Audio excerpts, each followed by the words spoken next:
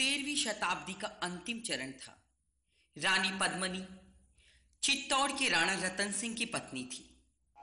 पद्मिनी बहुत ही खूबसूरत थी। उसकी खूबसूरती के चर्चे दूर दूर तक फैल रहे थे, इतने दूर कि दिल्ली के सुल्तान अलाउद्दीन खिलजी तक भी जा पहुंचे।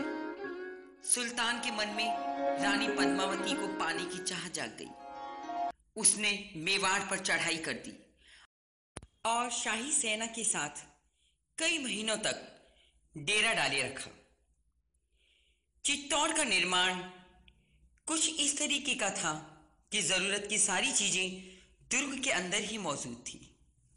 सुल्तान सोचने लगा, ये लोग ऐसे नहीं मानेंगे। राजा को संदेशा भेजो कि हम रानी पद्मिनी के रूप की चर्चा सुनकर आए हैं। अल्लाह कसम, एक बार उन्हें देखकर वापस दिल्ली चले जाएंगे। जाओ। राजपूती मर्यादा में राजकुल की स्त्री पराये पुरुष के सामने नहीं आती। इसका एक उपाय है। तुम्हारा सुल्तान रानी का प्रतिबिंब शीशे में देख सकता है, जिससे हमारी आन भी रह जाएगी और सुल्तान की बात भी। सुभान अल्लाह, ये नगीना तो हमारे पास ही होना चाहिए।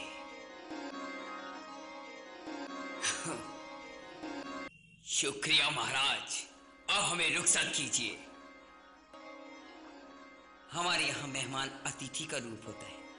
आइए, हम आपको बाहर तक छोड़ देते हैं। ये महल का 7वां और आखिरी दरवाजा है। अब आप दिल्ली के लिए प्रस्थान करें।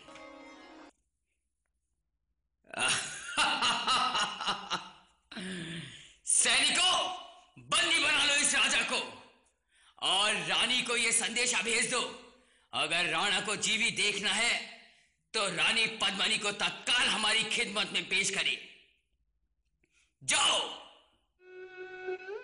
दासी, जाओ, हमारे मायके से आए हुए हमारे संबंधी गौरा को बुला कर लाओ। सुल्तान ने राणा जी को बंदी बना लिया और मुझे अपने साथ दिल्ली ले जाना चाहता है। नहीं रानी साहब, अब दिल्ली सुल्तान राजपूतों की तलवार की धार देखेगा। काट कर रख दूंगा उसको। नहीं काकू साहब, उसने हमारे साथ धोखा किया है। हम उसके धोखे का जवाब धोखे से ही देंगे।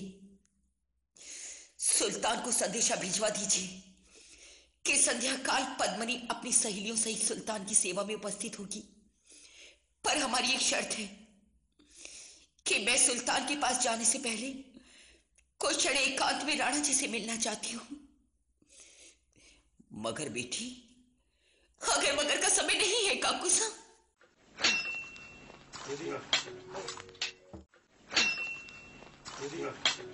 रानी पद्मिनी की पालकी है, राणा जी के खेमे में जा रही है।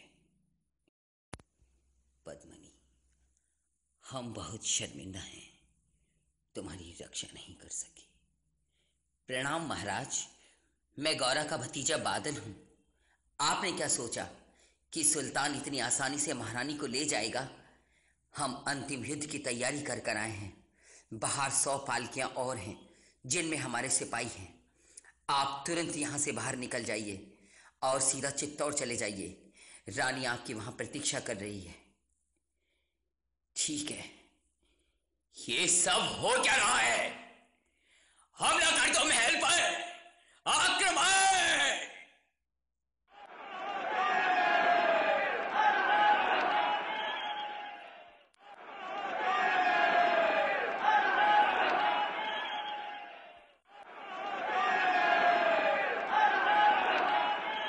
महारानी की जय हो।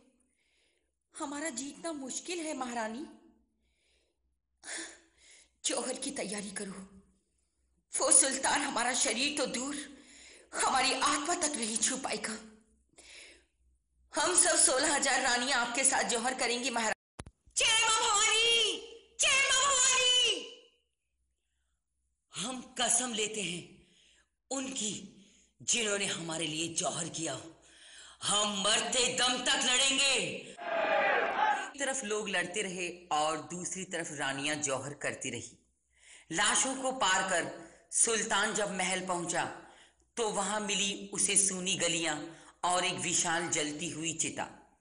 उस धधकती चिता में एक और स्वर्णिम इतिहास लिख दिया, रानी पद्मावती के बलिदान का इतिहास। ये थी रानी पद्मावती की कहानी।